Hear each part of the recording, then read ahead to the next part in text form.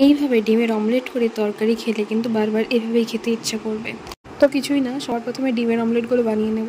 ডিমের অমলেট বানানো তো তেমন কিছু ব্যাপার না, ওই পেঁয়াজ কাঁচা লঙ্কাকে ভালো মতো লবণের সাথে মাখিয়ে নিয়ে দুটো ডিম দিয়ে এটাকে ভালো মতো মিশিয়ে নিতে হবে।